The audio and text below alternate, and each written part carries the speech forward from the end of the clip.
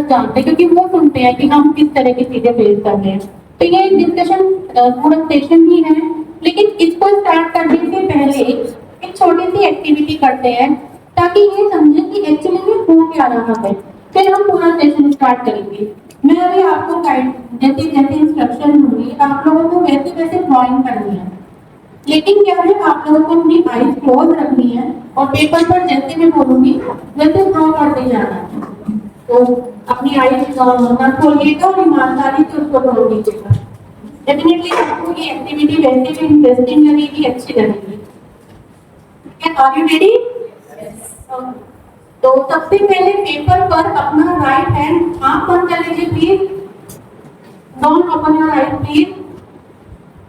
तो सबसे पहले पेपर पर अपना राइट हैंड ड्रॉ कीजिए, राइट हैंड ड्रॉ कीजिए पेपर पर, आंख बंद करके। ड्रॉ करना है, सिंपल ड्रॉ कीजिए right hand. You have to make your own figure, लेकिन अकॉर्डिंग टू माय इंस्ट्रक्शन। तो राइट हैंड ड्रॉ कीजिए। नाउ अपना लेफ्ट लेग ड्रॉ कीजिए। अब अपना लेफ्ट हैंड ड्रॉ कीजिए। अब अपना राइट पैर,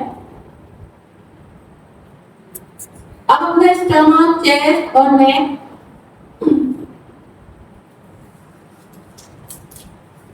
अब बात आती है आपके फेस की। तो अपना फेस ड्रॉ करने से पहले हम अपनी आईज ड्रॉ करेंगे।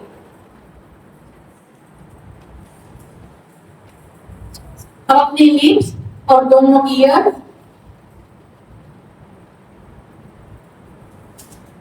Now more. और अब अपनी हेयर्स, जैसे भी आप अपने हेयर्स को विजुअलाइज कर रहे हैं इस टाइम, ड्रॉ कीजिए। और अपने फेस को अब एक स्ट्रक्चर दे दीजिए, यानी अपना फेस भी ड्रॉ कीजिए।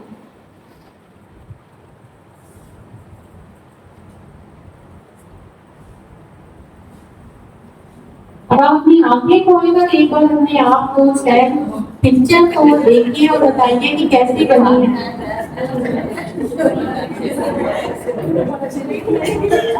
अच्छा, कोई मुझे दिखा सकता है क्या?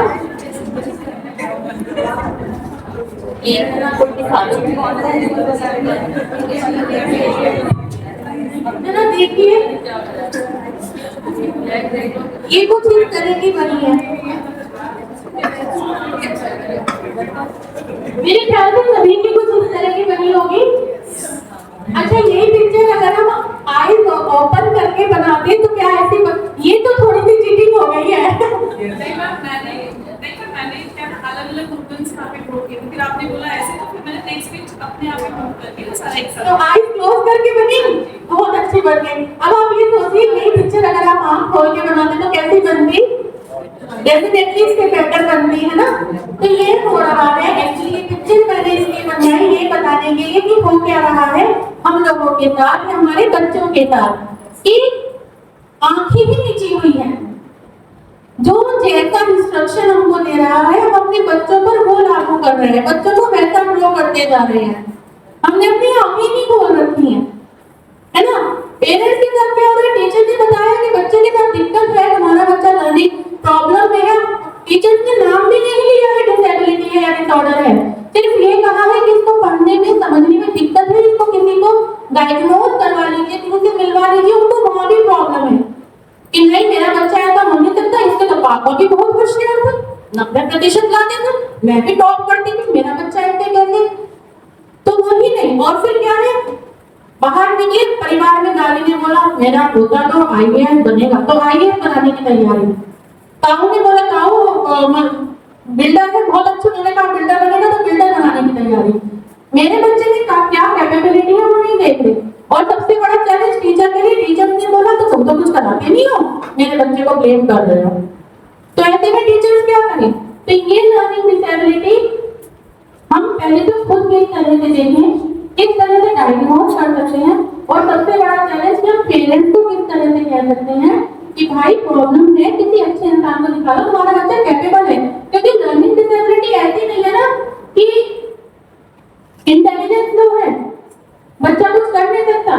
अगर वो कम नंबर ला रहा है, हो सकता है मैथ में ला रहा हो, बट ड्राइंग में अच्छा हो, म्यूजिक में अच्छा हो, किसी दूसरे सब्जेक्ट में अच्छा हो, तो केवल क्या क्या जरूरत है, उसको थोड़ा सा रास्ता बदलने की जरूरत है। हम ये कह ही नहीं रहे कि वो पढ़ नहीं सकता, हम ये कह रहे हैं कि जिस सब्जेक्ट पे तुम फोर्स कर रहे हो बच्चे को पढ़ पढ़ पढ़ पढ़ 90% ला, 80% ला, ट्यूशन लगा, टीचर्स को ब्लेम कर, स्कूल में आके बार बार कंप्लेंट कर, इवन बच्चे को डांटना मारना, सारे मोबाइल चलाते रहते हो, पढ़ते तो हो नहीं, तो थोड़ा सा वो बदलाव भी कर सके। और ऐसे में हम टीचर क्या करें, किस तरह से हम पेरेंट्स को समझाएं। तो आइए शुरू करते हैं। थोड़ा सा सबसे पहले ये जानने की कोशिश करते हैं कि वास्तव में लर्निंग डिसेबिलिटी है क्या, या लर्निंग डिसऑर्डर है क्या।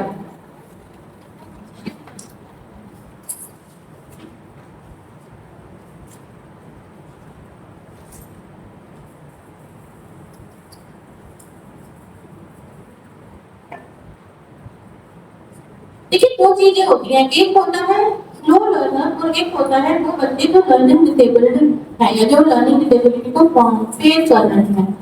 डिफरेंस क्या है, लर्निंग डिसेबिलिटी क्या है, एक न्यूरो डेवलपमेंटल चीज है, यानी ब्रेन का डेवलपमेंट ही अलग तरीके से हुआ है ना। ऐसा नहीं है कि वो बच्चा कर नहीं सकता, सिर्फ इतना है कि उसकी जो प्रोसेसिंग के तरीके हैं वो अलग है। अब उसका कारण कुछ भी हो सकता है, हेरिडिटी और जेनेटिक्स रीजन तो आम है हर चीज में, हर व्यवहार में, हर बीमारी में जेनेटिक्स और हेरिडिटी आगे आती है। इसके अलावा हो सकता है कि उसकी जो बर्थ के दौरान है उस समय कोई कॉम्प्लिकेशन रही हो, या फिर उसका जो जन्म के समय जो न्यूट्रिशन बच्चे को दिए जाते हैं वो प्रॉपर उसको नहीं मिली हो, जिसके कारण उसका जो ब्रेन डेवलपमेंट है वो पूरी तरह से नहीं हुआ हो। तो केवल ये कोई भी जो इसके आगे हम डिसऑर्डर और डिसेबिलिटी वाले वर्ड लगाते हैं, DSM-5 जो मेंटल हेल्थ के लिए एक मैनुअल है जिसमें सारे जो है डिसऑर्डर्स बताए गए हैं, पूरे डिटेल में समझाए गए हैं कि क्या चीज है, कितनी है, कैसे है। उसमें भी बताया गया है कि लर्निंग डिसेबिलिटी के एक न्यूरो डेवलपमेंटल डिसऑर्डर है जो डेवलपमेंटल एज के दौरान दिखता है और ब्रेन के प्रोसेसिंग, ब्रेन के डेवलपमेंट से संबंधित है। लेकिन इसमें एक चीज है कि हम इसको डिसऑर्डर और डिसेबिलिटी कहें ही नहीं, हम इसको कहें केवल प्रॉब्लम है, क्योंकि कुछ टर्म्स ऐसे होते हैं कि जिनको लगा देने से स्टिग्मा बन जाता है। अगर हम कह रहे हैं डिसेबिलिटी है, डिसऑर्डर है, तो पेरेंट्स के लिए स्टिग्मा बन गया है कि मेरे बच्चे को डिसेबल्ड कह रहे हैं, डिसऑर्डर्ड वाला कह रहे हैं, तो इसका मतलब अब लोग क्या कहेंगे, समाज क्या कहेगा, किसी को पता चल गया मेरे बच्चे में अगर ये परेशानी है तो समाज को एक्सेप्ट भी नहीं करेगा, कोई इसे अपने पास से नहीं बिठाएगा। तो एक नया उनके मन में जो है माइंड में एक नया कंसेप्ट शुरू हो जाता है। तो लर्निंग डिसेबिलिटी और डिसऑर्डर नहीं है, केवल लर्निंग से रिलेटेड प्रॉब्लम है जो एक फील्ड में है, दूसरे फील्ड में वही बच्चा बहुत अच्छा कर सकता है। अब ये कैसे है, इसको देखते हैं। देखिए, ये एक ब्रेन की किस तरह से हमारा ब्रेन वर्क करता है, बच्चे का ब्रेन किस तरह से वर्क करता है, ये इस बात को समझते हैं। सबसे पहले क्या है, हमारे एनवायरनमेंट से या बच्चे के एनवायरनमेंट से कोई भी इंफॉर्मेशन किसी ना किसी फॉर्म में उसके पास आ रही है, ठीक है।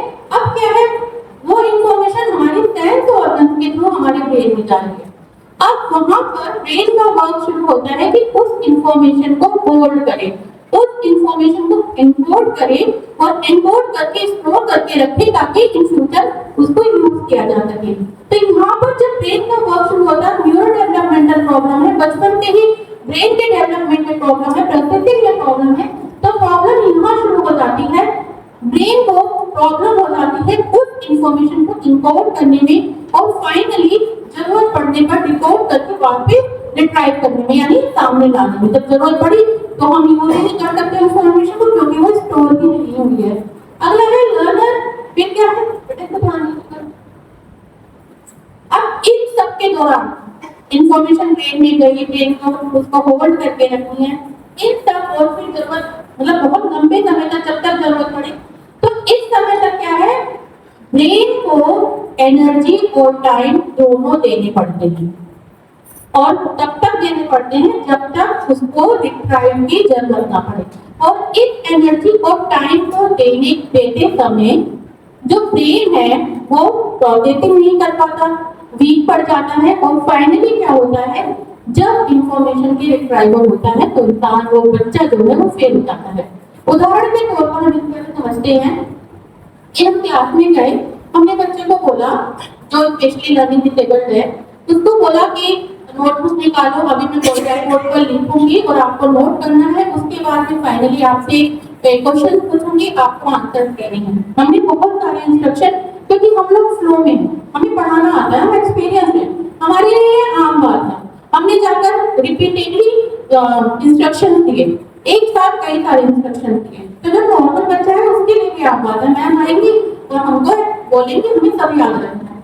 लेकिन जो थोड़ा सा प्रॉब्लम में बच्चा है, जिसको प्रॉब्लम हो रही है, उसके लिए क्या है, स्ट्रगल टू होल्ड, इतनी सारी इंफॉर्मेशन होल्ड करने में स्ट्रगल करनी है, और इसीलिए ब्रेन को एनर्जी लगानी है और टाइम भी देना, और फाइनली क्या है, वो सारी की इंस्ट्रक्शन भूल जाएगा, उसको याद ही नहीं रहेंगे। तो ये प्रॉब्लम एक्चुअली में होती है जिस बच्चे को थोड़ी सी लर्निंग प्रॉब्लम होती है।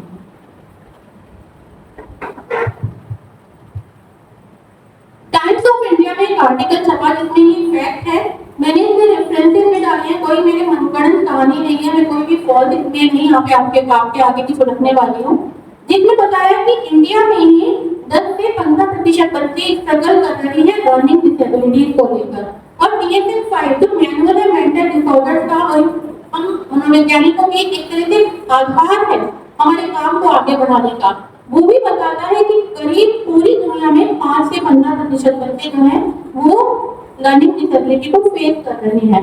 और एक Indian journal of psychology medicine में आर्टिकल भी पब्लिश हुआ जिसमें ये बताया कि 90% केसेस जो हैं वो लेट आइडेंटिफाई होते हैं। अभी 90% केसेस लेट जो आइडेंटिफाई होते हैं, तो क्या आप लोग मुझे कुछ बता सकते हैं ऐसा क्यों है कि लर्निंग डिसेबल्ड जो बच्चे होते हैं उनमें ये केस क्यों इतने लेट हो जाते हैं पकड़ने में? Lack of awareness is the first. Lack of awareness, उसके अलावा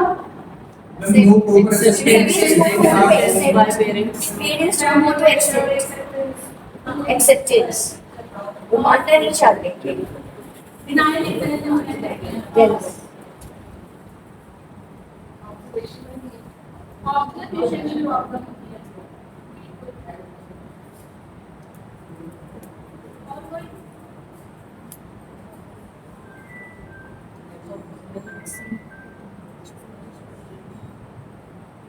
इसका एक कारण ये भी है कि जब हम लोग क्लास में पढ़ा रहे होते हैं और हमें दिख रहा है कि बच्चों को प्रॉब्लम है, तो सबसे पहले हम ही लोग करते हैं,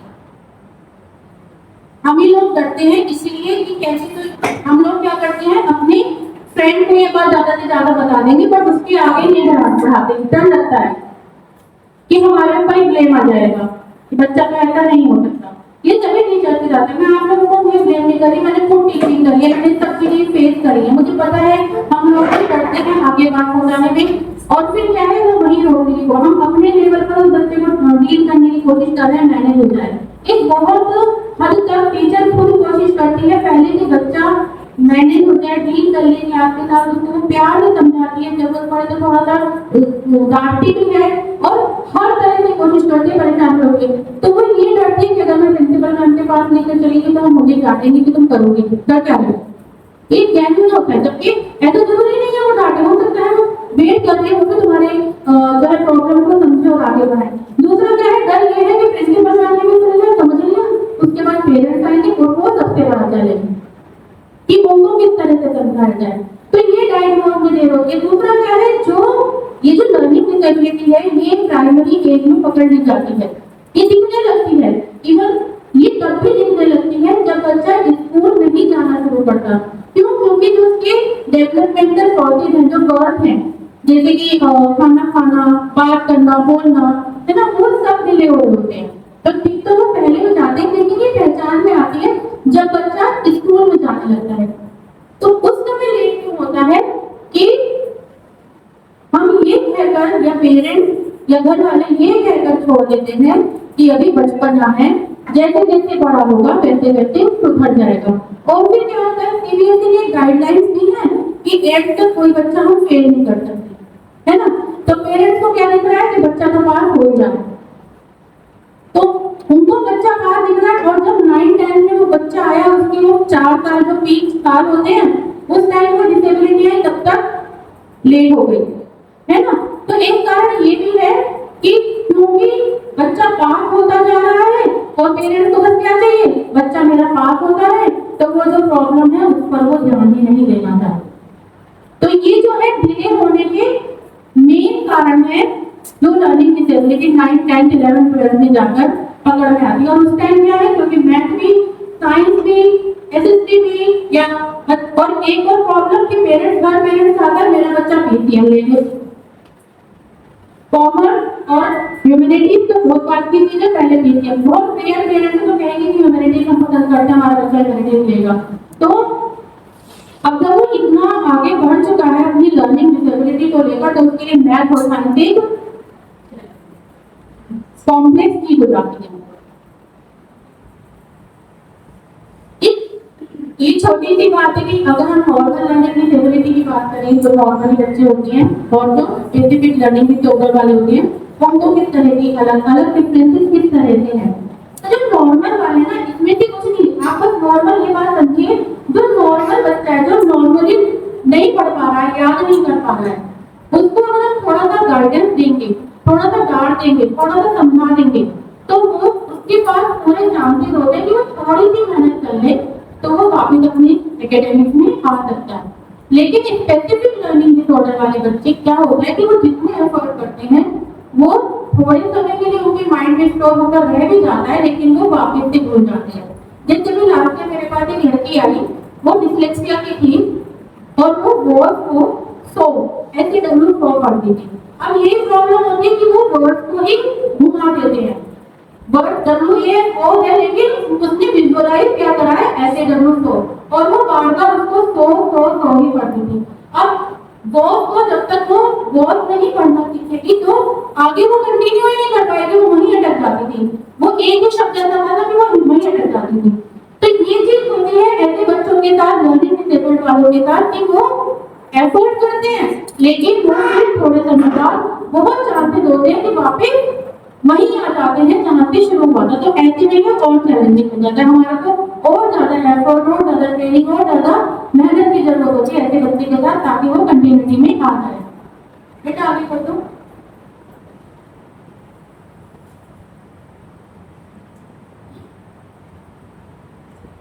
पेरेंट्स कहते हैं कि लर्निंग डिसेबिलिटी है, या कोई समाज में माने कि अब ये क्या करेगा, ये तो कुछ कर ही नहीं सकता। तो ये एग्जाम्पल है हमारी सोसाइटी में, बड़े बड़े एग्जाम्पल हैं। इन सबको बचपन में परेशानियां रही हैं, इन लोगों ने खुद एक्सेप्ट किया है कि हमें बचपन में लर्निंग डिसेबिलिटी थी, लेकिन हम ही लोगों के सामने आज ये सभी एक बड़े जो है सक्सेसफुल लोग हैं, जाने माने लोग हैं। तो यही है, लर्निंग डिसेबिलिटी हो या बच्चे को जो भी प्रॉब्लम पढ़ाई में हो, वो पढ़ाई में है, किसी एक सब्जेक्ट में है, किसी दो सब्जेक्ट में है, वो ओवरऑल एकेडमिक में नहीं है।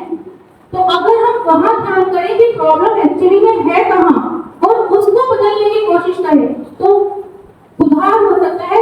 ऐसा नहीं होता इनमें इंटेलिजेंस लो होती है, ये कुछ कर नहीं सकते, बिल्कुल कैपेबल बच्चे होते हैं, इंटेलिजेंस इनकी एवरेज और अबव एवरेज होती है, क्रिएटिव होती है, इनोवेटिव होते हैं और दूसरे चीजों में बहुत अच्छा परफॉर्म कर सकते हैं। लेकिन वो डायरेक्शन हमको दिखानी होती है कि अगर इसमें आप लोग हो, इसमें नहीं कर पा रहे, बट आपके पास दूसरा एरिया है, और अब हम उन्हें दूसरा एरिया अगर ऐसे करके दिखाएंगे कि बेटा आप मैथ में लो तो आप ना म्यूजिक ले लो, तो बच्चे के मन में एक धारणा बैठ जाएगी कि पता नहीं मैं ही क्यों ऐसा हूँ, बाकी सब बच्चे को अच्छा कर रहे हैं, मैम ने मुझे ही ऐसा क्यों कहा। तो ये जो कहते हैं ना, वो मिस्ट्री में घोल कर बात करें, तो यहाँ पर वो बच्चे को जरूरत होती है। पेरेंट्स को एक बार बोल भी दें कि डिस्लेक्सिया है, डिस्ग्राफिया है, लेकिन बच्चे को हम स्टिग्मा नहीं दे सकते, बच्चे को हम लेबलिंग नहीं कर सकते कि तुम्हें डिस्लेक्सिया है, तुम्हें डिस्ग्राफिया है, हम नहीं कर सकते। तो वही बात हमें मिस्ट्री में होती, क्योंकि क्या होता है जब वो क्लास में दूसरे बच्चों के साथ पढ़ता है तो दूसरे बच्चे भी ये बोलते हैं कि हम मैथ पढ़ रहे हैं तो ये म्यूजिक क्यों पढ़ रहे हैं। तो एक तरह से वो कंपैरिजन वो खुद ही खुद अपने मन में लाता है, प्लस उसको लगता है कि मुझे बुली किया जा रहा है, जबकि यहाँ पर कोई डायरेक्ट बुली नहीं होता। दूसरे बच्चे जो एक ग्रुप में होते हैं तो वो भी कंफ्यूजन होते हैं कि अगर हम मैथ पढ़ रहे हैं तो इसको मुझे क्यों पढ़ने को दिया जा रहा है। तो ऐसे में उसका सेल्फ कॉन्फिडेंस लो होना, उसका एंजाइटी होना, डिप्रेशन होना, आइसोलेट रहने की कोशिश करना, फ्रेंड से दूर रहने की कोशिश करना, ये सारे ही सिम्टम्स उसमें क्रिएट होने लग जाते हैं। तो यहाँ पर वो बात उसको समझाने की अगर हमें मैथ नहीं पढ़ानी, म्यूजिक लेना है, तो किस तरह से उसको समझाना। बच्चे से कह सकते हैं कि म्यूजिक में आप बहुत अच्छा करते हैं, चलो स्कूल में भी जरूरत है, प्रेयर में भी जरूरत है, तो आप म्यूजिक का पियानो प्ले कीजिए, बहुत अच्छा लगेगा, तब बहुत खुश होगी। तो वही बात हमें किस तरह से कहनी है, ये हमारे ऊपर डिपेंड करेगा यहाँ पर। अब लर्निंग डिसेबिलिटी कितनी तरह की होती है, बेटा इसको आगे। जैसे आप सभी जानते होंगे, मेरी उम्मीद है, डिसलेक्सिया, डिस्ग्राफिया और डिस्कैल्कुलिया, ये 3 मेन लर्निंग डिसेबिलिटीज डीएसएम में बताई गई हैं। इसके अलावा अभी हाल ही में जोड़ा गया जो डीएसएम 5 आया है टीआर, उसमें नॉन वर्बल लर्निंग डिसऑर्डर। देखिए डिसलेक्सिया क्या है, रीडिंग डिफिकल्टी, बच्चा पढ़ने में परेशानी करता है, जैसे भी मैंने बताया बहुत को वो सो पढ़ता था, ठीक है। उसके आगे क्या है, वो शब्द, उसके आगे शब्द ना ऐसे घूमते हैं, जैसे कि कोई आसमान में क्या कहते चल रहा हो, चल रहा हो, एक तरह से इमेजिनेशन उसकी इस तरह की होती है कि उसके आगे शब्द घूम रहे होते, उसको पढ़ने में परेशानी है। पढ़ने में परेशानी ये तो है ही, उसके अलावा क्या है, वो लाइन स्किप कर देगा, वो वर्ड स्किप कर देगा, वो रुक रुक कर पढ़ेगा, वो हकला कर भी पढ़ेगा, एक ही शब्द को कई कई बार भी पढ़ेगा। तो ये जो परेशानी है, ये सब आती है रीडिंग डिसेबिलिटी। अगला है डिस्ग्राफिया। डिस्ग्राफिया क्या है, writing issue, hand writing poor होगी। राइटिंग इशू में 3 चीज मेन होती है, एक तो स्पेलिंग, एक प्रोनाउंसिएशन और एक उसकी हैंड राइटिंग। तो स्पेलिंग से एरर करेगा, बार बार आप लर्न करा दो, वो स्पेलिंग एरर करेगा। इसमें एक चीज और आती है, राइटिंग इशू कह दो या आप डिस्ग्राफिया कह दो, कि जो वर्ड ऐसे होते हैं कि वो लिखते कुछ और जाते हैं पर बोले कुछ और जाते हैं, तो ऐसे वर्ड को आइडेंटिफाई करना बच्चे के लिए मुश्किल होता है। For example no, KNOW, no, तो उस वर्ड को, क्योंकि वो लड़की जो मैंने मेरे साथ थी, वो हमेशा नो को KNOW नो ही पढ़ती थी। ऑनेस्ट, ऐसे बहुत से वर्ड, नाइस, हम ऐसे वर्ड ले सकते हैं, बहुत से वर्ड है, तो उनको वो उसी तरह से जब वो एफर्ट करते हैं, तो वो उसी तरह से, जिस तरह से लिखे गए हैं उसी तरह से वो पढ़ने का एफर्ट करते हैं। स्पेलिंग क्या करते हैं, स्पेलिंग लिखते समय वर्ड को आगे पीछे कर देते हैं या बीच का वर्ड मिस कर देते हैं। दूसरा प्रोनाउंसिएशन, प्रोनाउंसिएशन नहीं कर पाते, जो वर्ड बोल रहा है वो नहीं कर पाते। और हैंड राइटिंग बहुत पुअर होती है, या तो वो वर्ड के बीच स्पेस बहुत ज्यादा है, या वर्ड को चिपकाकर बिल्कुल मिला कर लिख रहे हैं, छोटा छोटा लिख रहे हैं, बहुत बड़ा बड़ा लिख रहे हैं, लाइन का गैप उनको नहीं पता। तो ये वाली प्रॉब्लम जो है उस बच्चे में देखने को आती है। तो थर्ड वन इज डिस्कैल्कुलिया, जो मैथ का इशू है, प्लस माइनस को मिला दिया, प्लस और इनटू मल्टीप्लाई को मिला दिया, माइनस और डिवाइड को मिला दिया, उनको समझ नहीं आता। और ये जो है, अगर ये जो डिस्कैल्कुलिया है, इसमें भी एक तो क्या होता है कि मान लो हमने बोर्ड पे लिखा 47, तो वो कॉपी पर लिखेंगे 74, ये चीज देखने में आती है। हमने उनको बोला कि आपके पास 5 कॉपी है, तो आपके फ्रेंड ने ये नहीं, तो आपके पास कितनी बची, वो नहीं कर पाएंगे, उनके लिए तो वो बहुत कंफ्यूजिंग हो जाएगा, वो पूरी तरह से इसमें इन्वॉल्व हो जाएंगे, पूरी तरह से हॉस्पिटल हो जाएगा, उनके लिए बहुत टफ हो जाएगा, उसको कॉम्प्लेक्स चीज हो जाएगी कि उसको जस्टिफाई करना, उसमें लॉजिक लगाना। तो ये है डिस्कैल्कुलिया में। और अब एक नया डीएसएम 5 टीआर में जोड़ा है कि जो स्पेसिफिक लर्निंग डिसेबिलिटी वाले बच्चे होते हैं, उनमें नॉन वर्बल लर्निंग डिसऑर्डर भी होते हैं। जैसे टीचर कोई भी वो क्लास में खड़े होकर साइन लैंग्वेज में पढ़ाते हैं और बच्चा उसकी साइन लैंग्वेज समझता है, उनको नहीं समझ में आएगा, ठीक है। फ्रेंड क्या कह रहे हैं, उनको नहीं समझ में आएगा। दूसरा क्या है, coordination of hand and I, वो उनका सही नहीं होता, आंख कहीं होती है और हाथ कहीं वर्क कर रहे होते हैं। और इन्हीं सब वजह से अगर हम इन चीजों पर ध्यान नहीं देते, तो उनके साथ दूसरे डिसऑर्डर जैसे एडीएचडी और ऑटिज्म के भी कुछ सिम्टम्स और दूसरे लर्निंग डिसऑर्डर वो डेवलप, एग्रेशन, फ्रस्ट्रेशन, ये सब उनके साथ डेवलप होने लग जाते हैं। अच्छा, अभी इसको छोड़ो,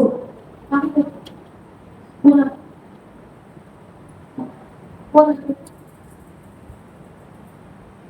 एक होगा।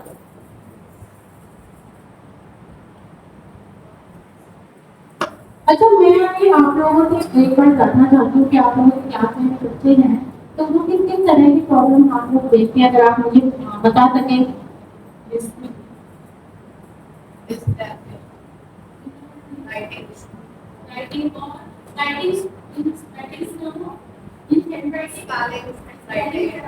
और मैम डिसलेक्सिया और कुछ फैमिली की प्रॉब्लम है, कभी कभी पेरेंट्स का ये कंसर्न है कि उनके माइंड में चल रहा होता है सब कुछ, बट वो बोल ही नहीं पाते। वो इतनी जल्दी सोच लेते हैं कि उनकी लिप्स एकदम कहते हैं ब्लॉकेज वाला सिस्टम, को बोल ही नहीं पाते। और कुछ बच्चों में ऐसा है कि वो बोल सकते हैं, सब कुछ कर सकते हैं, लेकिन इतना डिले हो जाता है कि उनकी कोई सुनना नहीं रहता है कि बात कोई सुने ही नहीं इससे रिगार्डिंग, क्योंकि मैंने इतना डिले कर दिया था। तो वो बच्चे मुझे फिर उंगली करेंगे कि मैंने बोलना से किस तरह से ऐसे कुछ कंसर्न पेरेंट्स की तरफ डिस्लेक्सिया की प्रॉब्लम बहुत ज़्यादा है। अच्छा, जैसे आपने बताया डिसलेक्सिया की प्रॉब्लम है, तो उसमें क्या था कि जैसे हमने के लिए भी पेरेंट्स बोल रहे हैं कि बच्चा घर में तो सब कुछ कर लेता है। पेरेंट्स के कंसर्न है कि आप उसको बेटा धीरे बोलना, मतलब वो थोड़ा सा अगर ब्रेन और ये लिपसिंग अगर ठीक हो जाए तो वो बोल सकता है, बट वो बहुत जल्दी सोच लेता है और बोलता लेट है, तो वो कोऑर्डिनेट नहीं कर पाता। बोलने में और सोचने में कोऑर्डिनेशन नहीं हो पा रहा, तो वो बोल ही नहीं पा रहा। तो घर में भी है, स्कूल में ये फील करता है, स्कूल में ज़्यादा प्रॉब्लम, स्कूल में फील करता है, घर में नहीं फील करता है। हमें थोड़ा पेरेंट्स के साथ कंफर्टेबल है, लेकिन हाँ। बाहर सब लोगों के साथ उसके साथ अब ये भी दिक्कत होती है। Thank you. यही मैंने इसलिए पूछा कि ये दिक्कत आमतौर पर होती है कि पेरेंट्स बोलते हैं कि बच्चा घर में तो सब कुछ सही कर देता है, तो स्कूल में क्यों नहीं कर पाता। ये आम प्रॉब्लम। ये सर एक्चुअली नेशनल यूपी के स्कूल में क्या दिक्कतें आ रही है, इंक्लूजन सबसे सेटअप स्टार्ट है। एक्चुअली पेरेंट्स में तो अवेयरनेस की कमी है, टीचर्स में भी अवेयरनेस की बहुत ज़्यादा कमी है। अभी तक काफ़ी टीचर्स को पता नहीं होता कि एनडी होता क्या है, एसएनडी क्या होता है, इनके साथ हमें कैसे काम कराना। जब ये चीज़ें पता नहीं होती तो शिकायतों का दौर चालू हो जाता है। पेरेंट्स कभी अपने बच्चों को गलत बताएंगे क्योंकि उन्हें नहीं पता है तो क्या करता है, बच्चे दिक्कत करें क्योंकि वो उस प्रॉब्लम को फेस कर रहे होते हैं। अब स्कूल में भी स्पेशल एजुकेटर को पिछले 22 साल से मैं कर रहा हूँ और यहाँ पे सीनियर स्पेशल एजुकेटर तो हम अपने टीचर तो हमारे टीचर काफ़ी चीज़ें जान चुके हैं कि क्या सिक्योरिटी ऑडिशन क्या है, आपका डाउन सिंड्रोम क्या है, आईटी क्या है, एनडी क्या है, क्योंकि हम अपने टीचर्स के साथ लगे रहते हैं कि आप लोग सीखिए। अगर बच्चा है तो समझो किसी प्रॉब्लम्स को फेस कर रहा है तो उसके बारे में जानकारी पहले हमसे आके पूछिए ये दिक्कत क्यों कर रहा है। क्योंकि पेरेंट्स का टीचर्स का काम होता है कि पेरेंट्स को बोलते हैं ये तो ये नहीं कर रहा, ये नहीं कर रहा, पेरेंट्स कहते हैं नहीं कर रहा, कर रहा है। ये प्रॉब्लम है, इसलिए हम कहते हैं कि टीचर्स को भी इसके अवेयरनेस के बारे में पूरा बताओ कि एनडी क्या, उसके एसोसिएटेड कंडीशंस क्या होती है, ये सारी चीज़ें होनी चाहिए। जैसे मैंने बताया कि टीचर्स में भी अवेयरनेस करना डेफिनेटली कम है टीचर्स में, क्योंकि पहली बात तो क्यों कम है कि हर एक टीचर कोई मैथ की है, कोई साइंस की है, कोई केमिस्ट्री की है, कोई फिजिक्स की है, स्पेशल एजुकेशन वाले सब्जेक्ट की हर टीचर नहीं है। तो जाहिर सी बात है, जितना हमने सोशल मीडिया पे देखा है, नेट पे देख लिया, यूट्यूब पे देख लिया, उतना हमें पता है। जितना स्पेशल एजुकेटर जानते हैं, जितना जो इस फील्ड में काम कर रहे हैं वो लोग जानते हैं, उतनी हमको अवेयरनेस है। लेकिन यहाँ पर सर मैं वास्तव में रियली क्लैप करवाना चाहूंगी आप लोगों के लिए कि आप लोगों के स्कूल में स्पेशल एजुकेटर रखे हुए हैं, क्योंकि मैंने पता नहीं कितने स्कूल्स में सेशन ले लिया और मुझे आज तक एक स्कूल में स्पेशल एजुकेटर नहीं मिला, इवन साइकोलॉजिस्ट नहीं मिला, इवन काउंसलर नहीं मिला। तो सीरियसली मैंने भी गाइडलाइन जारी की है कि at least school should have a counsellor और a special educator, even though schools ready नहीं होते। Sir please carry on. Ma'am 10 years पहले जब मैं तो हाई कोर्ट ने सीबीएसई को एक नोटिस पास किया था कि हर स्कूल में इंक्लूजन होना है और इंक्लूजन होना भी चाहिए, क्योंकि जब भी हम बच्चों को नई स्ट्रीम में लेके आते हैं क्योंकि आपके स्कूलों में भी पता ही नहीं है, यहाँ के डॉक्टर्स को भी नहीं पता कि बीमारियाँ क्या होती है, डिजीज क्या होती है, ये डायग्नोस को कैसे हमें करना है और बच्चों के साथ कैसे हमें काम करना है। तो पूरे आप जितना मैं दिल्ली जितना मीडिया में सब जगह इंटीग्रेटेड सेटअप करते हैं। फिर हम लोगों ने आगे इस सेटअप का स्टार्ट किया जिसमें हमारा एक इंटीग्रेटेड और यूक्लिड आज के टाइम पर हमारे 15 से 20 बच्चे मेन स्ट्रीम में जो अच्छा कर रहे हैं उनको मेन स्ट्रीम में लेते आ रहे हैं। और ये चीज़ें स्कूल में इसलिए कि स्कूल करना ही नहीं चाहते, उनका ये कि हमारा बच्चा स्पेशल है, हमारा बच्चा भी ऐसे ज्ञान भावना बहुत ज़्यादा है, अवेयरनेस की बहुत ज़्यादा कमी है और पेरेंट्स सीखने को तैयार ही नहीं है। पेरेंट्स के साथ तो है सर, लेकिन किसी भी स्कूल में बच्चों के लिए भी ध्यान दिया जा रहा है कि बच्चों को ऐसी प्रॉब्लम, क्योंकि आज के टाइम में तो बहुत ज्यादा दिख रही है। और पहले तो मेन कारण तो ये है कि हम कहते हैं कि जेनेटिक है और जन्म से है, लेकिन अगर आप देखें तो ये जो प्रेगनेंसी के दौरान जो मदर से मोबाइल यूज कर रहे हैं, है ना, बहुत सारे पौधे कहते हैं कि प्रेगनेंसी के दौरान मदर के कारण आ रहे हैं। फिर दूसरा क्या, बचपन होती है, खाना भी खिला रहे हैं तो बच्चे के हाथ में मोबाइल दे रहे हैं कि तो आराम से खाना खाएगा, तो वो मोबाइल में और नेगेटिव। अब हम हर समय मोबाइल मोबाइल मोबाइल, एक नया हमने गाना पकड़ लिया, मोबाइल की प्रॉब्लम मोबाइल की प्रॉब्लम मोबाइल की प्रॉब्लम। अब हम किसी चीज को इस तरह से देखें कि मोबाइल बनाया तो अच्छे के लिए गया था, बुरे के लिए बनाया नहीं गया था, हमने या पेरेंट्स ने उसे यूज भी गलत तरीके से किया, वो अपने बचाव के लिए, अपने बचाव के लिए। और आज की एम्स की जो नई रिपोर्ट आई है उसमें 10 में से 5 बच्चे आज के टाइम में ऑटिज्म ऑटिज्म वाले, और सर उसमें ऑटिज्म में भी जो जब ये फैक्टर मोबाइल और उसकी जो लाइट रेडिएशन वगैरह उन्होंने और ज्यादा उसको इंक्रीज किया है कम करने की जगह। अब जैसे आपने कहा कि हम चाहते हैं टीचर्स को भी ऐसा गाइडेंस मिले कि वो किस तरह से ऐसे बच्चों को डील करें। अब मैं इन सब को छोड़ के कुछ वही पॉइंट पे बात करती हूँ कि हम टीचर्स किस तरह से ऐसे बच्चों को डील कर सकते हैं। सबसे पहली बात है कि हम टीचर्स को बच्चे का फ्रेंड बनना है, बेस्ट फ्रेंड नहीं। हर बच्चा टीचर में बेस्ट फ्रेंड ढूंढने की कोशिश करता है छोटे पन से, और इवन जब हम 9th 10th में आ जाते हैं, 11th 12th वाले बच्चे होते हैं, उनके साथ तो बहुत ज्यादा प्रॉब्लम होती है कि वो टीचर में एक बेस्ट फ्रेंड ढूंढने लग जाते हैं। इवन सिचुएशन इतनी बुरी है कि टीचर तो स्टूडेंट आपस में घर में जाकर व्हाट्सएप और फेसबुक पे बात कर रहे हैं।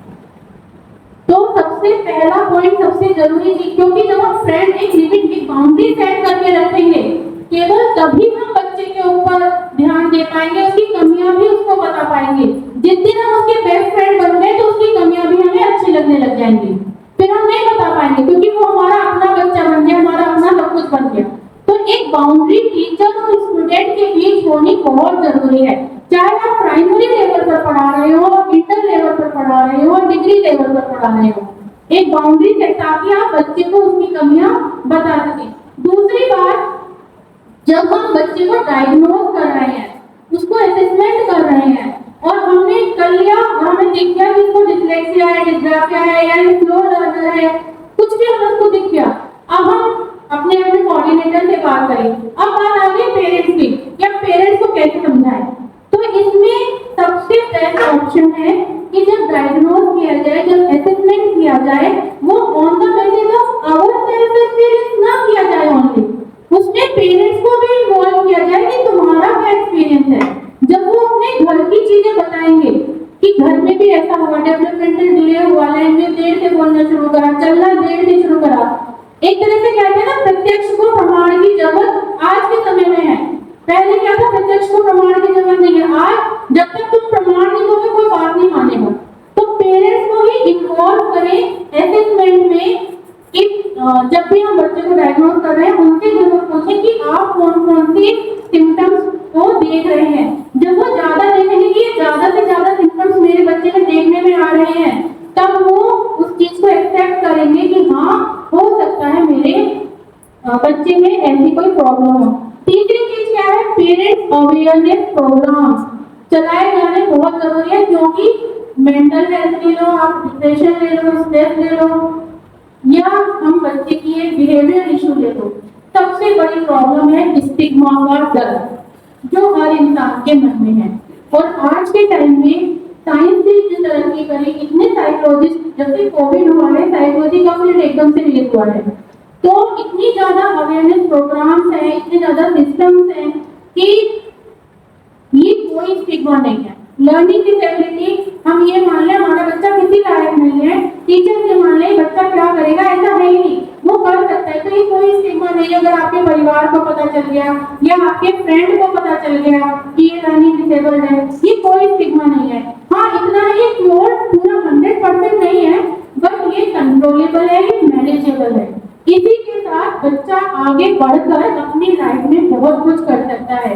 तो ये हर जब भी आप क्लास में पढ़ा रहे हो और आपको ऐसा बच्चा दिखे, तो आप भी खुद उससे घबराए ना, नर्वस ना हो कि अब तो ये मेरी क्लास में आ गया, मैं इसके साथ कैसे डील करूंगी। बस उसको डील करने का तरीका थोड़ा अलग होता है। लेकिन जो लर्नर वैसे होते हैं कि थोड़ा सा स्लो लर्नर होते हैं, उनको प्रॉब्लम होती है इमोशनल और बिहेवियर। और जो ये स्पेसिफिक लर्नर होते हैं इनको इमोशनल और बिहेवियर प्रॉब्लम होती ही नहीं है, क्योंकि वो पूरी तरह से इंटेलिजेंट होते हैं। वो उनको जो है उनको जितनी भी परेशानी हो रही है वो इसलिए नहीं हो रही कि वो इमोशनली वीक है, उनको मम्मी ने डांट दिया, उनको पापा ने डांट दिया। उनको परेशानियां इसलिए है क्योंकि उनका ब्रेन वो नहीं एक्सेप्ट कर रहा कि उनको समाज में जो उनके चारों तरफ दिख रहा है वो उसको दूसरे नजरिए से देख रहा है। तो एज अ टीचर आप भी उस सिचुएशन में डरे नहीं, आप लोगों के पास तो स्पेशल एजुकेटर है, उनके पास हर टेक्निक है उन बच्चों के साथ डील करने की। और एक बात तो ये स्पेशल एजुकेशन होती है ये भी 3 तरह की होती है, एक माइल्ड, एक मॉडरेट और एक सीवियर। सीवियर वाले केस में थोड़ा मुश्किल हो जाता है। माइल्ड और मॉडरेट तो बहुत थोड़ी सी प्रैक्टिस से, थोड़ी सी आपके एफर्ट से, थोड़े से ट्रेनिंग प्रोग्राम से बच्चे में इम्प्रूव हो सकती है। बच्चा एक हेल्दी लाइफस्टाइल और सामान्य बच्चों की तरह ही जी सकता है। तो अगर आपकी क्लास में ऐसा बच्चा है सिर्फ, और दूसरा एक चीज हो, बच्चे जैसे ना पहले के टाइम में हमने देखा था ऐसा होता था कि अगर कोई ऐसा, मैंने पहले के टाइम में क्या होता था क्लास में ना रीडिंग को पढ़ा करते थे कि खड़े हो रीडिंग करो एक पैराग्राफ। तो दौरान क्या होता था कोई बच्चा अटक अटक कर बोलता था तो मैम उसको जल्दी बैठा देती थी, तुम बैठ जाओ, है ना। तो उससे क्या है उसके बच्चे के मन में इंफीरियरिटी आ जाती थी कि भाई मेरे साथ ऐसा क्यों, या उसका कॉन्फिडेंस नहीं होता था। तो ऐसे बच्चे को टाइम की नीड होती है, तो आपको वो टाइम उसको देना है, आपको वो कॉन्फिडेंस उसके अंदर बिल्ड करना है कि कोई नहीं स्लो पढ़ो, टेक योर टाइम और रीड वन स्टैंडा कंप्लीटली। दूसरा जब बच्चे, क्योंकि बच्चे तो बच्चे हैं, उनको दिख रहा है कि मैं तो बड़ा फास्ट पढ़ लेता हूँ, ये बच्चा नहीं पढ़ पा रहा, वो जो है अपने हंसने लगते हैं, मैच्योर है नहीं। अच्छा एक चीज और होती है, ये वाली जो एज ग्रुप होता है इसमें बच्चे को अपने इमोशंस की एक्सप्रेस करने नहीं आते। वो इमोशन कैसे एक्सप्रेस करते हैं, यही हंस के, गुस्सा होके, रो के, उन्हें अपने इमोशन को शब्द देने नहीं आते। तो बाकी जो क्लासरूम के बच्चे हैं वो अपने इमोशन की एक्सप्रेस कर रहे हैं, बट वो गलत तरीके से एक्सप्रेस कर रहे हैं। तो यहाँ पर हम बच्चों को ये समझाना है कि ये तुम्हारी ही तरह है, और ऐसी प्रॉब्लम आम बच्चों को होती है, सभी बच्चों को कभी किसी ना किसी चीज में प्रॉब्लम हो सकती है। तो ये कोई स्पेसिफिक अलग चीज नहीं है, उसको अपने ही फ्रेंड की तरह साइड दो, उसको पढ़ने दो, उसका साथ दो, तो दूसरे बच्चे को भी मोटिवेट जब आप और बच्चों को करेंगे। क्योंकि ये तो डेफिनेटली है कि एक को अगर लर्निंग कोई जो हर बच्चा है क्लास में, अगर हम 20 बच्चों को पढ़ा रहे हैं तो 20 के 20 बच्चे किसी ना किसी चीज में शरारती होंगे, या ऐसे होंगे कि बहुत तेजी बहुत फास्ट लर्न कर लेते होंगे। मतलब इंडिविजुअल डिफरेंस 20 के 20 बच्चों में होगा, कोई सेम नहीं होगा। तो हमें क्या, हम वो इंडिविजुअल डिफरेंस हम देख रहे हैं, बट हम क्लास में बच्चों को नहीं बोल सकते कि आप अलग हो, आप अलग हो, आप अलग हो, आप अलग हो। तो बीइंग एज अ टीचर हमको वो सब, हमारे लिए वो सभी 20 के 20 बच्चे देखते हैं। तो जिस टाइम आप ऐसा बच्चा देख रहे हो जो प्रॉब्लम कर रहा है बोर्ड से उतारने में, उसके बाद जाइए उसकी कॉपी अपने पास बुला लीजिए और वो शब्द उसको चाहे अपने खुद से लिखवाइए या फिर उसको अपने पास बुलाकर उसको अपने सामने लिखवाइए। 3-4 बार की प्रैक्टिस में वो बच्चा लिखना सीख जाएगा। उसके अलावा ट्रेनिंग्स भी होती है, अलग अलग तरह के मेथड भी होते हैं ऐसे बच्चे को ये सब चीजें लिखना सिखाने के लिए कि हम उनको किस तरह से लिखना सिखा सकते हैं, किस तरह से बोर्ड से कॉपी करना सिखा सकते हैं। तो जैसे कि फॉर एग्जांपल मैं एग्जांपल देती हूँ कि एक बच्चा है जिसको ना वर्ड को मिला कर लिखता है, गैप नहीं देता, तो अब उसको कैसे सिखाएं वर्ड को गैप देना है। तो यहाँ पर क्या तरीका है कि उस बच्चे को हमने क्या करा, एक हाइलाइटर दे दिया या एक स्केच पेन दे दिया। अब हमने बोला तुमने जैसे ही एक वर्ड लिखा उस पे आगे डॉट लगानी है, तब नेक्स्ट वर्ड लिखना। तो वो स्पेस देना सीख गया, धीरे धीरे उसके माइंड में वो सेट हो गया। या फिर अब बच्चे को रीडिंग की डिफिकल्टी है, वो पढ़ नहीं पाता, तो यहाँ पर क्या ऑप्शन है कि हमने क्या करा, वर्ड के नीचे लाइन खींच दी, जिगजैग लाइन खींच सकते हैं हम, अलग अलग कलर्स की लाइन खींच सकते हैं। जैसे देयर वाज अ एलिफेंट, तो देयर को हम कलर दूसरा दे दिया, वाज को कलर दूसरा दे दिया, अ को दे दिया, एलिफेंट को दे दिया। अब क्या है, बच्चा को कलर, जितने कलर में वर्ड है तुमको उतना कलर पढ़ना है। तो ये भी एक तरीका है बच्चे को सिखाने का, रीडिंग एबिलिटी इंप्रूव करने का। वो धीरे धीरे वर्ड्स को डिफरेंशिएट करना सीख जाएगा।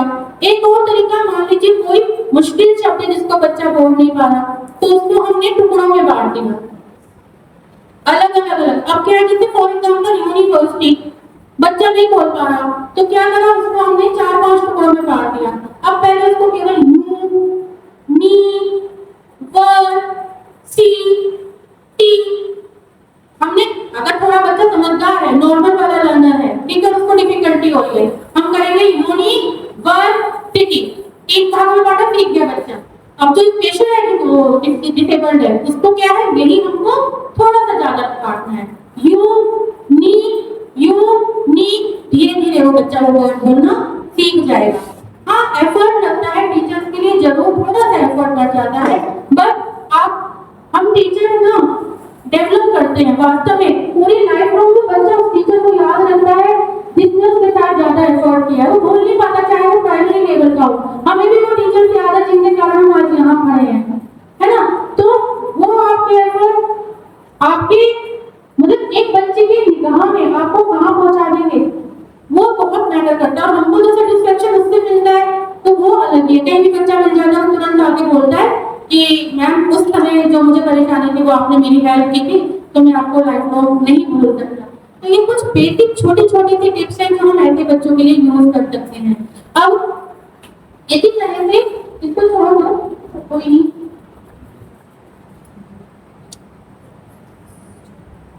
आगे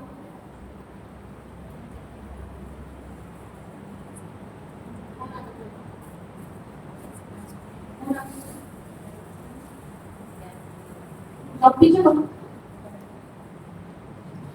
मैं आप में से कोई एक टीचर अपने सपोर्ट के लिए यहाँ बुलाना चाहती हूँ, कोई एक प्लीज आ जाए।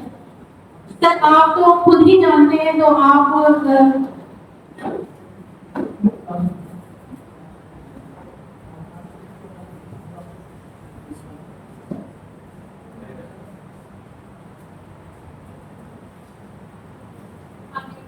यहाँ पे ना एक स्टैंजा है, मैं चाहती हूँ तब आप पढ़ने की कोशिश करें एक बार।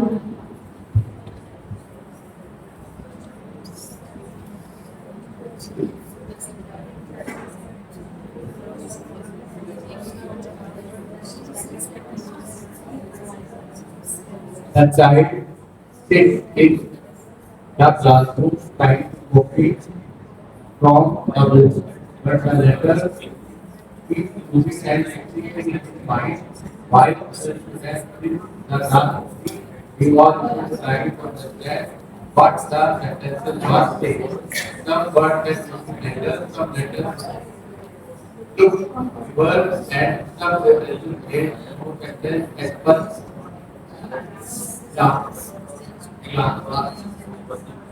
after a few minutes, he became tired, frustrated, and started to he was breathing, but of course his brain was working harder than everyone else. इसको पढ़ने में आपको क्या डिफिकल्टी थोड़ा जान सकती हूँ? नहीं, मैं तो नॉर्मल पढ़ रही हूँ। Words to letters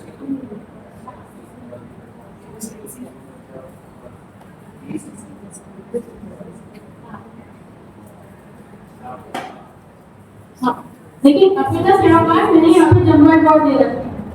जाहिर सी बात है किसी वर्ड में दिक्कत नहीं होती है ना।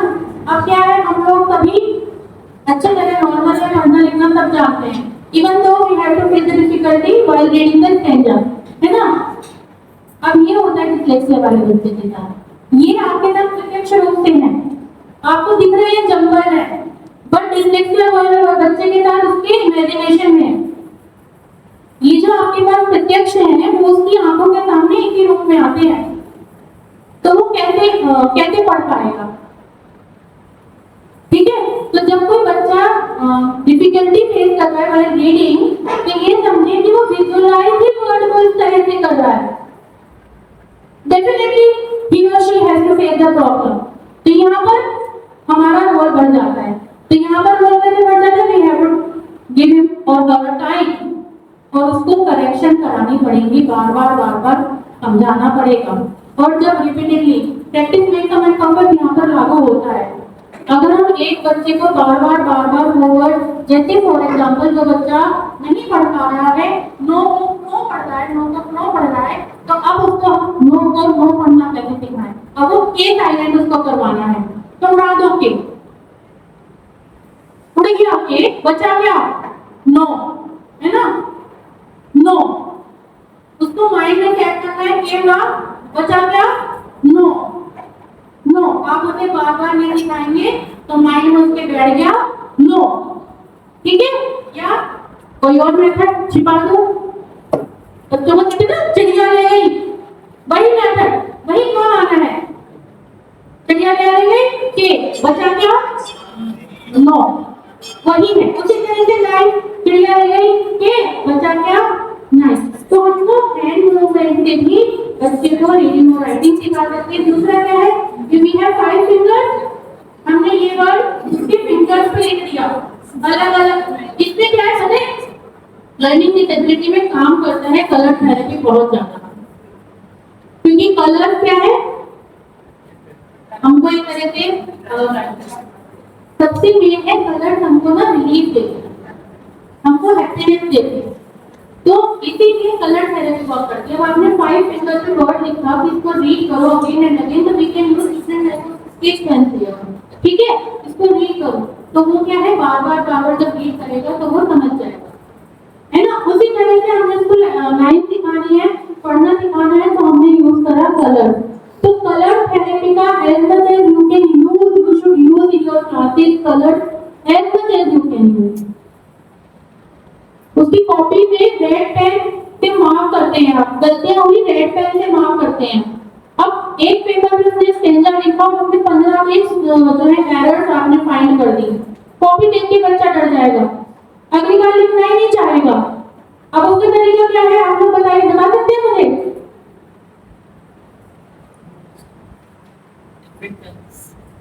Stop using red pen, colour sketch use कीजिए, बजाय उसके कि आप एरर पे मार्क कर रहे हैं, जो सही वर्ड लिखे हैं उन पे मार्क कीजिए। और बच्चे को बुलाइए और कहिए कि देखिए इतने वर्ड आपने सही लिखे। अब हम रोज तो ये काम नहीं कर सकते डेफिनेटली, है ना, लेकिन अगर हम हफ्ते में 1 या 2 बार ये सिस्टम यूज करते हैं तो ये वर्क करेगा। उसको स्टेंजा लिखवाया, हमने कलर स्केच पेन यूज करा, अच्छे से कलर का, और हमने जो सही वर्ड थे वो मार्क किए, और बच्चे को बोला देखो मुझे बहुत खुशी हुई और आज मैं आपको 10 में से 10 मार्क्स देता हूँ क्योंकि आपने इतने सारे वर्ड सही लिखे। तो बजाय इसके कि हम उसे हर समय गलतियां गिनवा रहे हैं, उसको उसने कितना सही करा है हमें ये भी गिनवाना है। अब हम नहीं कर पाते क्योंकि माइंड पता क्या है ना, ये चीज डेफिनेटली है कि हम टीचर के ऊपर डेफिनेटली बहुत प्रेशर है, और जब से ये एनईपी 2020 आया है ये प्रेशर और इंक्रीज हो गया है। ये इतना हो गया है कि मुझे प्राइमरी का पता नहीं, मैंने डिग्री में पढ़ा के आई हूँ, हम लोगों के पास पढ़ाने के लिए कम टाइम होता था और डॉक्यूमेंटेशन का काम हमारे पास ज्यादा होता था। हम ये सोचते थे कि 10 मिनट 15 मिनट बच्चों को पढ़ाने को मिल जाए तो हम उनका सिलेबस तो कंप्लीट करा दें। उस चक्कर में हमने कभी ऑनलाइन क्लास लेनी पड़ती थी, कभी एक्स्ट्रा क्लास। अब वो एक्स्ट्रा और ऑनलाइन बच्चा नहीं आना चाहता था। तो ये जो एनईपी 2020 आई है इसने भले ही स्किल फोर्स डेवलप कर दी हो, बस भले ही उसने ये कह दिया कि बच्चे को कैपेबल बनाओ, पर उसके पीछे कितनी और चीजें ऐसी बढ़ गई हैं जिसके कारण टीचर टीचिंग ही नहीं कर रहा, वो दूसरे कामों में लगा हुआ है, और ये हर हफ्ते हो रहा है। तो अब इसीलिए हम लोग अगर बच्चों के साथ ये छोटे-छोटे एफर्ट कर सकते हैं तो बच्चा जो है वो काफी इम्प्रूवमेंट कर सकता है और डेफिनेटली करेगा।